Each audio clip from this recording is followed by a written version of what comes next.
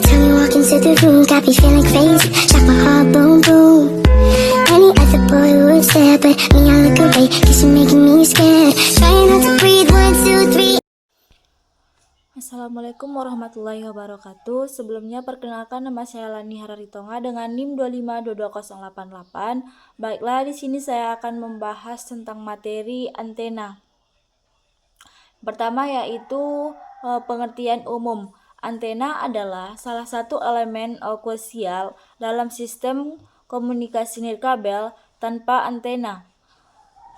Perangkat seperti ponsel, laptop, atau router tidak akan mampu mengirim atau menerima informasi secara nirkabel secara teknis. Antena berfungsi mengubah sinyal listrik menjadi gelombang elektromagnetik untuk dikirimkan ke udara dan sebaliknya saat menerima untuk keluar. Analogi sederhana yaitu bayangkan kamu berbicara lewat walkie-talkie, yaitu suaramu diubah menjadi sinyal listrik. Lalu antena mengubahnya jadi gelombang radio yang bisa melompat ke udara dan ditangkap oleh lawan bicaramu. Nah, jadi analogi sederhana ini bisa kita simpulkan bahwa ketika misalnya ketika kita berbicara, suara kita akan diubah menjadi sinyal listrik untuk disalurkan kepada lawan bicara kita. Selanjutnya di sini ada tujuan dan manfaat mempelajari antena. Tujuannya adalah yang pertama, untuk mengetahui cara kerja dasar antena dalam proses transmisi dan penerimaan sinyal. Nah, jadi tujuan utama ini yaitu antena itu berproses untuk mengirimkan dan menerima sinyal. Yang kedua, tujuannya yaitu mengenali jenis-jenis antena dan penerapannya dalam sistem jaringan. Nah, jadi di sini agar kita mengetahui jenis-jenis antena yang digunakan dalam sistem. Selanjutnya ada manfaat mempelajari antena. Yang pertama, mampu merancang dan mengoptimalkan sistem komunikasi nirkabel. Nah, manfaat yang ini agar kita mampu merancang suatu sistem komunikasi nirkabel, misalnya kayak contoh-contoh yang sering kita ketahui dalam kehidupan sehari-hari. Selanjutnya ada manfaat yang kedua, menentukan jenis antena yang tepat sesuai kebutuhan, yaitu misalnya kayak jarak, arah, kondisi lingkungan. Nah, jadi manfaat yang kedua ini kita bisa menentukan antena yang mana yang sesuai dalam kebutuhan kita.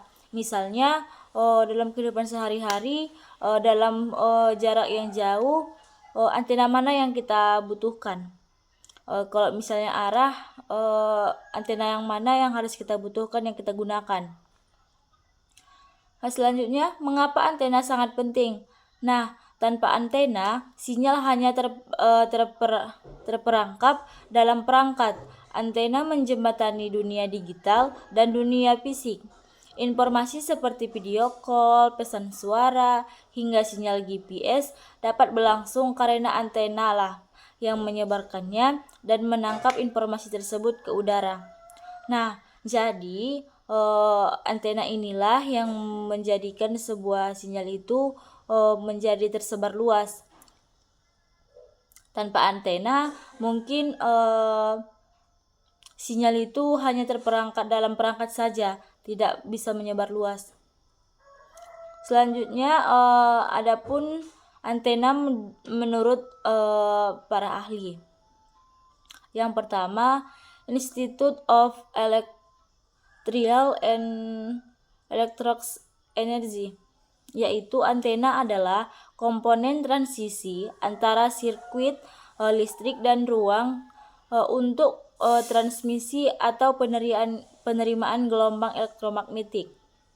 Nah, jadi menurut IETRI, yaitu di sini antena digunakan untuk penerimaan dan mengirimkan sebuah elektromagnetik. Selanjutnya pengertian dari Koenig, yaitu antena merupakan struktur fisik yang dirancang untuk memancarkan dan menerima sinyal. Sinyalnya yaitu berupa gelombang elektromagnetik. Biasanya bekerja pada frekuensi radio atau lebih tinggi. Nah, jadi Skolnick ini mau mengatakan bahwa antena itu yaitu sebuah struktur fisik yang dapat dirancang dan memancarkan atau menerima suatu jaringan.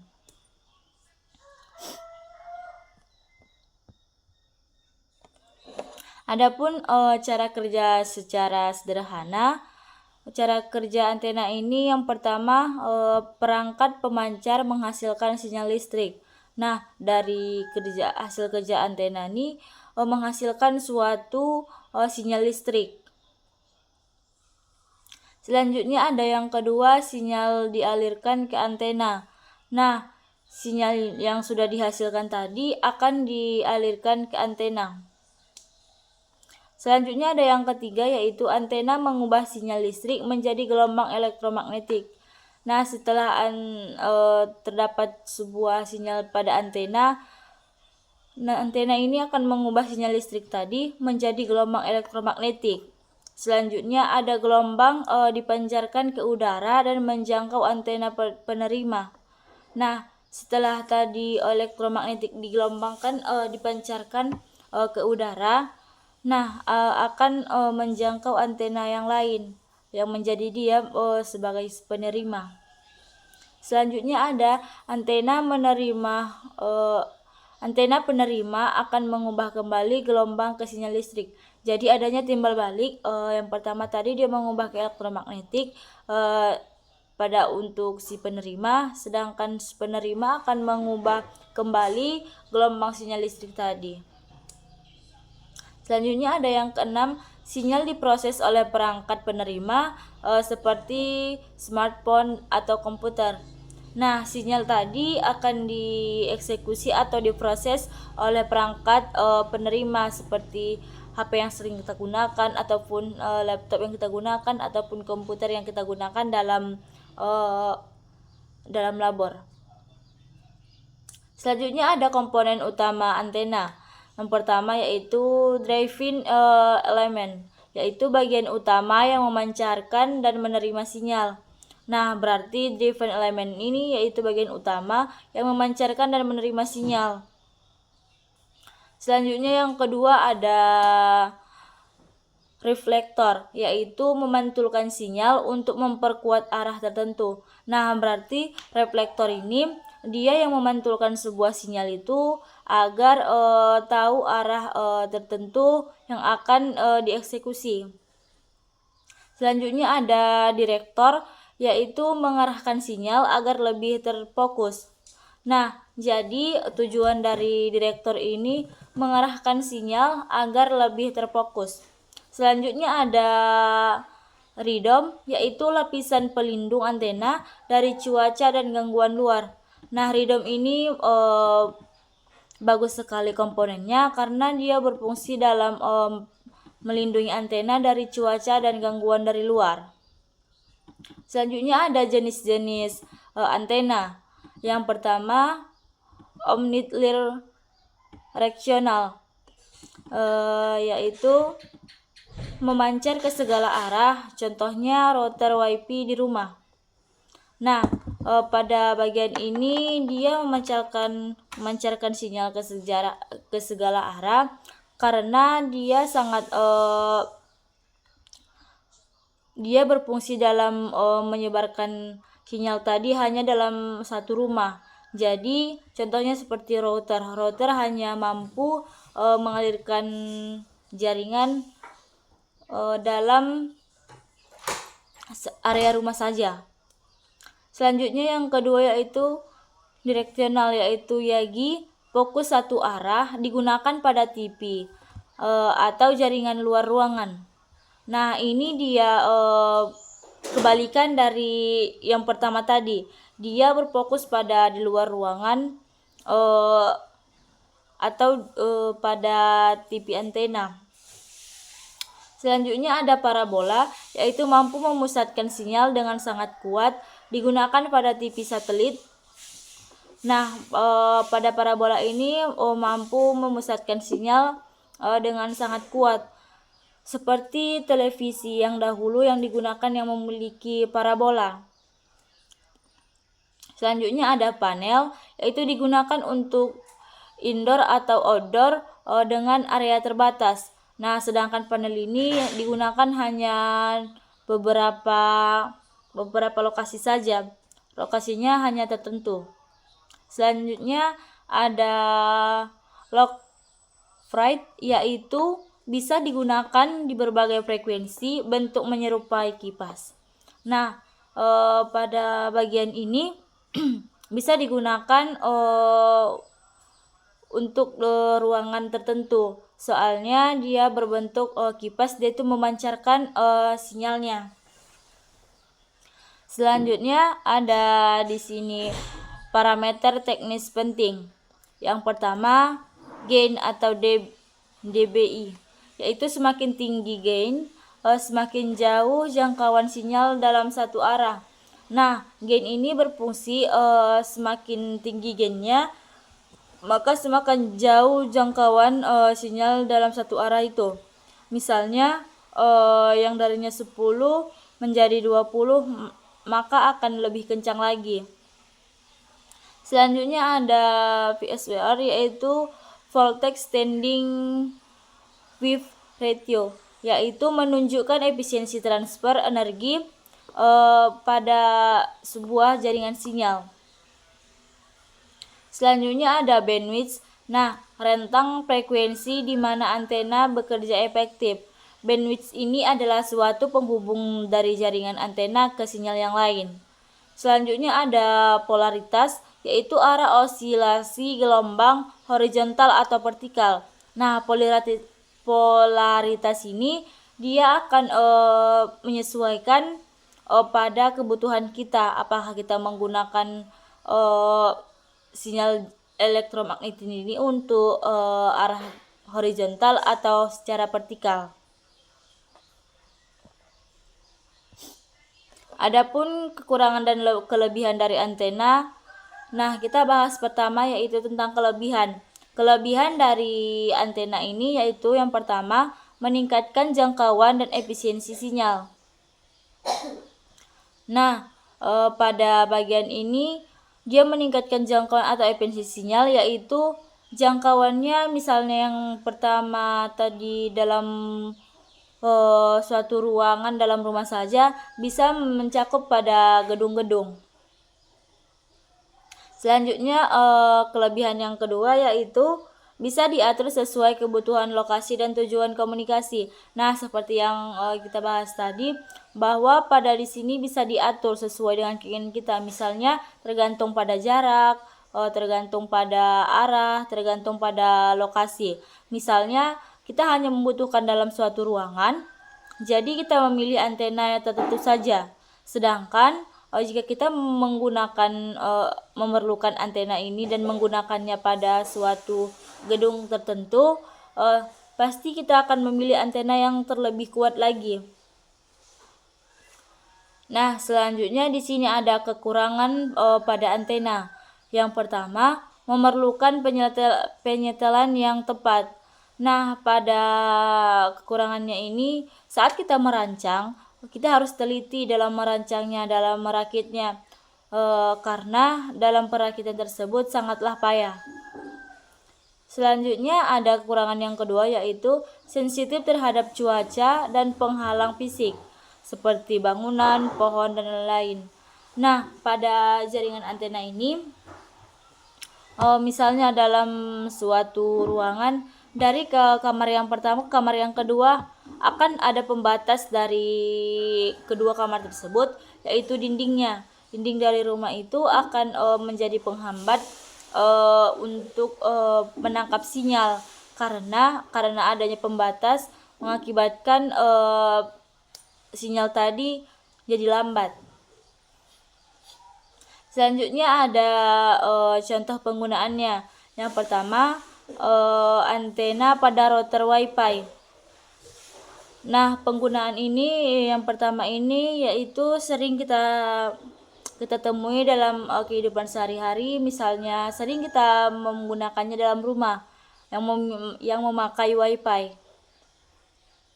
Selanjutnya ada antena GPS mobil, yaitu GPS ini berguna untuk mengetahui lokasi kita. Misalnya suatu mobil itu dicuri dan dilarikan oleh seorang supir. Nah, dari GPS tersebut kita akan mengetahui di mana titik lokasi si pencuri tadi. Selanjutnya ada antena radar di bandara dan kapal. Nah, yang pada radar di bandara dan di kapal ini dia menggunakan antena yang lebih kuat. Selanjutnya ada antena pada sistem militer atau komunikasi darurat. Nah, pada antena ini dia menggunakan kayak seperti smartphone, langsung terhubung pada pihak yang satu dengan yang lainnya. Selanjutnya ada materi yang kedua yaitu internet satelit. Pada pengertian umumnya, internet satelit adalah layanan internet yang menggunakan satelit sebagai jalur komunikasi utama antara pengguna dengan jaringan global. Teknologi ini sangat penting di daerah-daerah terpencil yang tidak terjangkau kabel optik dan jaringan seluler. Nah, jadi internet satelit ini sering digunakan pada daerah-daerah tertentu seperti pelosok yang tidak memiliki jaringan seluler ataupun tidak memiliki kabel optik untuk sebagai jaringan penangkap sinyal.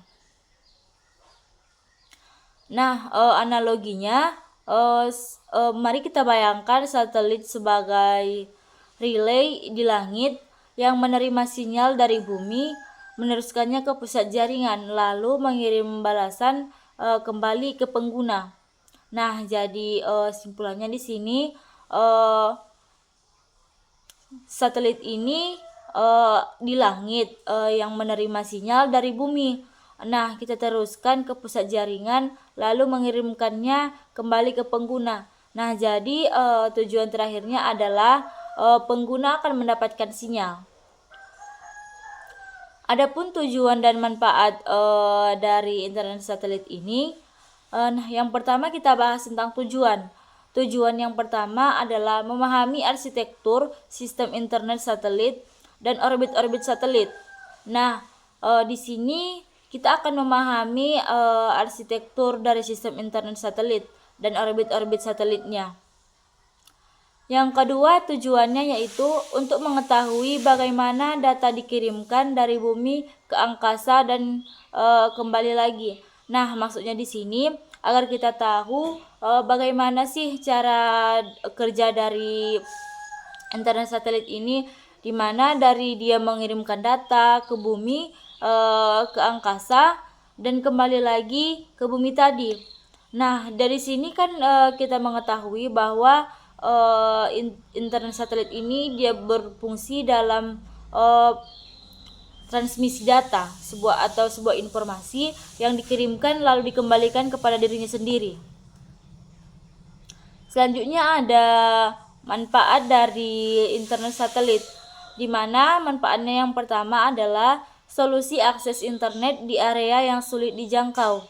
Nah, jadi internet satelit ini sangat penting dalam kehidupan sehari-hari karena dia menjadi solusi akses internet di area yang sulit dijangkau, misalnya di area yang kayak tadi yang terpencil yang tidak memiliki jaringan seluler.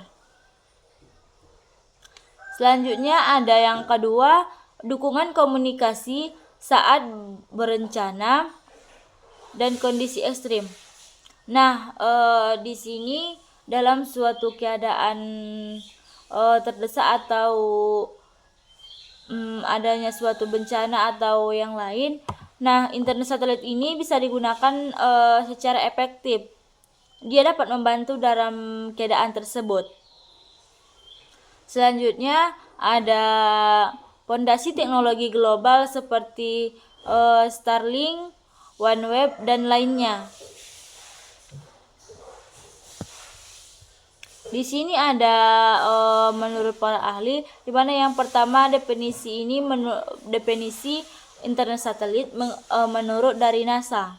Internet satelit adalah sistem komunikasi dua arah yang memanfaatkan satelit orbit suatu bumi untuk menyediakan konektivitas internet bagi pengguna di lokasi terpencil. Nah, jadi menurut NASA nih, internet satelit ini adalah suatu sistem komunikasi yang digunakan oleh dua arah yang dimanfaatkan oleh si pengguna dan si pengirim dan si penerima. Namun si pengirim dan si penerima ini menjadi suatu komunikasi antara timbal balik. Nah, jenis satelit berdasarkan orbitnya ada yang pertama yaitu ZEO, yaitu tetap di atas titik tertentu di bumi, stabil dan latensi tinggi. Nah, selanjutnya ada yang kedua MEO, yaitu Medium Earth Orbit, yaitu digunakan untuk GPS jangkauan menengah. Nah, jadi pada ini contohnya adalah penggunaan GPS seperti yang tadi digunakan untuk mencek lokasi tertentu. Selanjutnya ada yang ketiga yaitu LEO, yaitu Low Earth Orbit, yaitu latensi sangat rendah, cocok untuk layanan internet modern seperti Starlink. Nah, jadi LEO ini lebih cocoknya digunakan seperti Starlink. Selanjutnya ada komponen sistem pada internet satelit ini, di mana yang pertama terminal PSAT, yaitu antena dan modem di sisi pengguna. Jadi antena dan modem ini di sekitar pengguna, seperti modem kan sebuah memori. Jadi jaringan sinyal atau elektromagnetik yang dapat disimpan dalam sisi pengguna. Selanjutnya ada satelit komunikasi, yaitu relay di angkasa yang menerima dan memantulkan data. Nah, berarti satelit komunikasi ini dia adalah suatu perangkat yang menjadikan komunikasi antara si pengirim dan si penerima.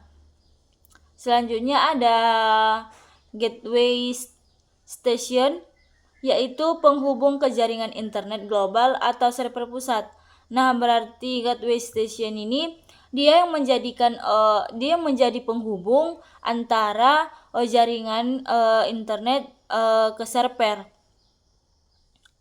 Selanjutnya ada cara kerja dari internet satelit ini. Yang pertama, pengguna mengakses internet melalui VSAT, yaitu seperti yang tadi, VSAT adalah suatu antena dan modem di sisi pengguna. Berarti pada cara kerjanya, pengguna akan mengakses internet melalui antena dan modem tersebut. Selanjutnya ada sinyal dikirim ke satelit atau offlink. Selanjutnya ada yang ketiga, satelit mengarahkan sinyal ke gateway. Gateway tadi kan suatu server pusat. Nah, berarti satelit ini akan mengarahkan sinyalnya ke server pusat.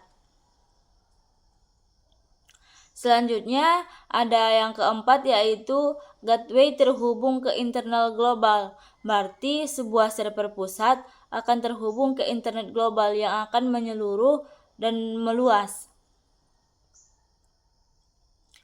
Selanjutnya ada yang kelima, yaitu balasan dikirim kembali melalui proses sebaliknya atau downlink.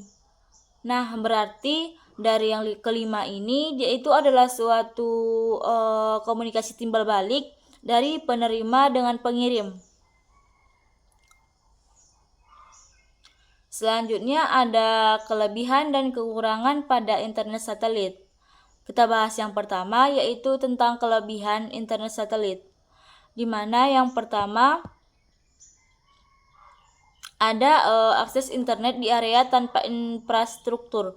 Nah, tanpa infrastruktur nih, yaitu tanpa menggunakan sebuah kabel yang rumit. Yang kedua, ada kelebihannya yaitu sebagai solusi untuk kapal, pesawat, dan daerah konflik. Nah, maksudnya di sini solusi bagi suatu keadaan atau tempat tertentu yang memiliki keadaan darurat. Selanjutnya ada kelebihan yang ketiga, yaitu bisa digunakan dengan cepat dalam suatu situasi darurat. Nah, seperti adanya permasalahan, misalnya ada suatu bencana kebakaran. Nah, pada internet satelit ini bisa digunakan dalam keadaan tersebut karena situasinya darurat. Jadi pada kondisi itu bisa digunakan dengan menggunakan seperti alatnya smartphone atau komputer. Nah, selanjutnya ada kekurangan dari internet satelit. Yang pertama, biaya perangkat dan langganan tinggi. Nah, dari biayanya yang tinggi setara juga dengan fungsinya atau kelebihannya. Selanjutnya yaitu latensi tinggi atau khususnya ZEO. Selanjutnya ada cuaca ekstrim dapat mengganggu koneksi. Nah, pada cuaca yang misalnya ada hujan deras gitu akan menjadikan koneksi tersebut terganggu. Selanjutnya ada contoh penggunaan. Yang pertama, Starlink atau oleh SpaceX. Yang kedua, komunikasi militer di daerah konflik. Selanjutnya, internet kapal, laut, atau pesawat udara. Selanjutnya, ada bantuan komunikasi saat bencana. Nah, berarti internet satelit ini sering digunakan dalam komunikasi saat bencana. Selanjutnya, kita bahas materi yang ketiga, yaitu jaringan seluler. Adapun pengertian umum dari jaringan seluler adalah jaringan suatu sistem komunikasi yang menggunakan sinyal radio yang dipancarkan melalui BTS atau Base Transceiver Station, yaitu sistem ini memungkinkan perangkat bergerak atau mobile perangkat untuk tetap terhubung tanpa kabel. Selanjutnya ada contoh dari jaringan seluler ini, yaitu saat kita berpindah dari rumah ke kampus, sinyal HP-mu akan berpindah antara menara BTS agar tetap terhubung ke internet atau layanan telepon. Nah, berarti di sini jaringan seluler itu ketika kita menggunakan di HP dari kos, misalnya kita masih menggunakan jaringan seluler. Nah, ketika kita pindah ke kampus akan berbeda gedung atau akan berbeda tempat. Nah, jaringannya akan tetap stabil jika kita langsung koneksi ke WiFi kampus. Selanjutnya ada tujuan dan manfaat dari jaringan seluler. Di mana kita bahas yang pertama, tujuan dari jaringan seluler. Yang pertama, memahami struktur dan arsitektur jaringan seluler. Yang kedua, mengetahui perbedaan generasi jaringan 1G sampai 5G. Nah, adapun manfaatnya yaitu untuk mengetahui layanan terbaik untuk kebutuhan komunikasi. Selanjutnya ada menjadi dasar pengembangan teknologi masa depan seperti IoT dan Smart City. Selanjutnya di sini ada definisi menurut itu, yaitu jaringan seluler adalah sistem komunikasi berbasis sel dan radio yang memungkinkan mobilitas tinggi bagi pengguna. Struktur jaringan seluler yaitu MS, yaitu mobile station atau perangkat pengguna seperti HP. Selanjutnya ada BTS, yaitu menara pemancar penerima. Berarti BTS ini yaitu sebagai pengirim dan penerima suatu sinyal. Selanjutnya ada BSC, yaitu Base Station Controller, yaitu mengatur beberapa BTS. Nah, berarti BSC ini dia mengatur suatu BTS yang menjadi pemancar atau penerima tadi. Selanjutnya ada yang keempat, yaitu MSC, yaitu Mobile Switching Center, yaitu mengatur rute, panggilan, dan koneksi. Selanjutnya VLR, yaitu basis data pelanggan dan lokasi.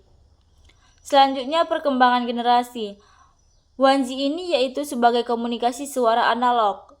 Sedangkan 2G yaitu suara digital plus SMS. Sekarang yang ketiga yaitu 3G, yaitu akses internet dan video call. Selanjutnya ada 4G, yaitu streaming dan internet cepat. Yang sekarang lebih dominan dipakai yaitu 5G, yaitu kecepatan tinggi, latensi rendah, mendukung IoT, VR, dan kendaraan pintar. Nah, dari perkembangan generasi ini dapat kita simpulkan bahwa semakin berkembangnya zaman, semakin canggih juga jaringan yang digunakan dalam jaringan seluler.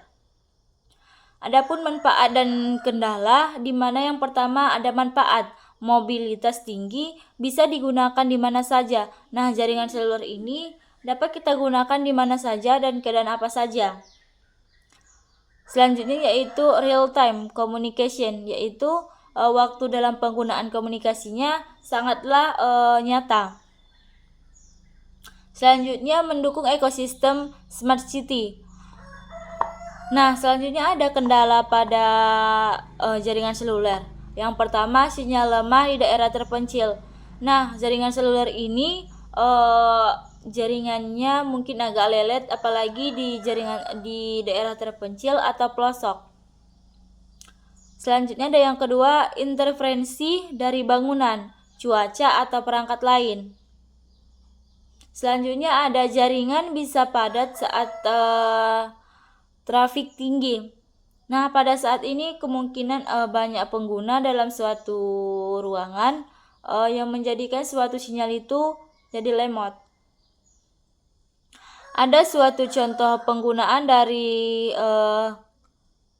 jaringan seluler ini. Yang pertama, smartphone atau 4G atau 5G. Yang kedua, mobil pintar terhubung internet, infrastruktur smart city atau sensor CCTV. Selanjutnya ada wearable device seperti smartwatch dan SIM card. Nah, selanjutnya kita akan membahas materi yang keempat, yaitu jaringan AD atau HOC. Yaitu pengertian umumnya, jaringan ad hoc adalah jaringan spontan yang tidak memerlukan infrastruktur seperti router atau BTS. Setiap perangkat dalam jaringan bertindak sebagai pengirim sekaligus penerima suatu sinyal. Analoginya, bayangkan sekelompok orang di tempat terpencil saat mengirim pesan lewat walkie-talkie tanpa menara atau server pusat. Adapun tujuan dan manfaat dari jaringan ad hoc ini, pertama, memahami prinsip jaringan tanpa infrastruktur tepat. Yang kedua, mempelajari dinamika jaringan yang terbentuk secara otomatis. Selanjutnya ada manfaatnya. Yang pertama, sangat berguna untuk situasi darurat. Yang kedua, membuka peluang pengembangan teknologi. Selanjutnya definisi menurut Cisco. Jaringan ad hoc adalah jaringan yang terdiri dari perangkat yang saling terhubung langsung tanpa perlu infrastruktur jaringan konvensional. Selanjutnya ada jenis-jenis jaringan ad hoc. Yang pertama MANET, yang kedua VANET, yang ketiga WSN.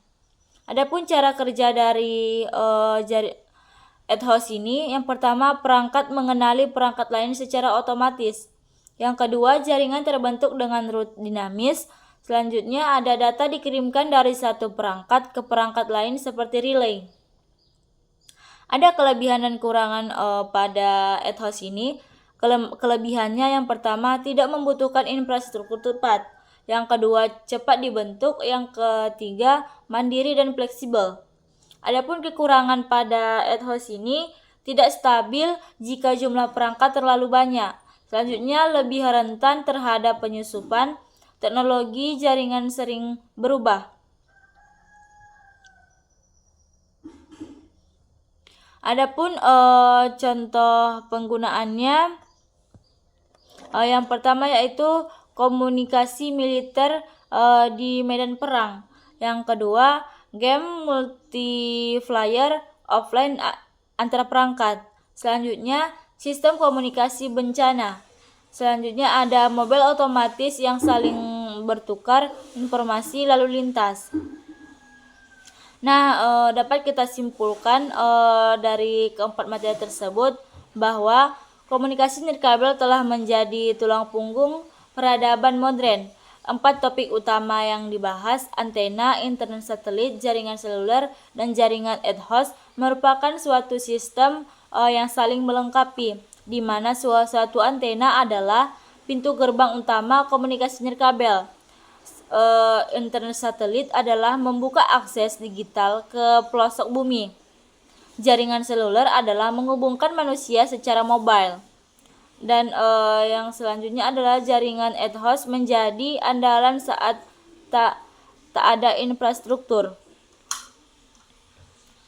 Cukup sekian materi.